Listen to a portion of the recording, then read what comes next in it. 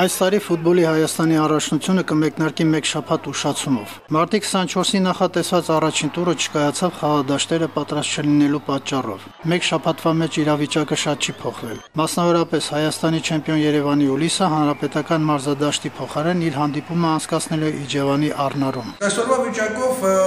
Երևանում էլ ծանրաբեռնված է, մենք որոշեցինք տեղափոխվել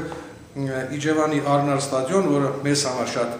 հոգեհարազատ ստադիոն է, մենք այնտեղ մի քանի անգամ ուսումնամարզական հավաք ենք անցկացրել։ Չեզոք խաղադաշտերում կսկսեն առաջնություն նաև Երևանի Արարատն ու Դիլիջանի Իմպուլսը։ Միակ ակումբը, որը հասցրեց լուծել խաղադաշտի հետ կապված խնդիրը, Երևանի Բանանսն է։ Դիմել էինք, ասենք, ֆեդերացիային առաջի խաղը չխաղան, քանի որ հայտնի էր, թե այս ձմեռը ինչքան շատ տեղաց ձույնը եւ նա փաստորեն ուշ սկսեց հալել եւ տեխնոլոգիայից ելնելով ավելի լավ կլիներ, որ ժամանակ ունենայինք, որ հալվելուց հետո դաշտը մի քիչ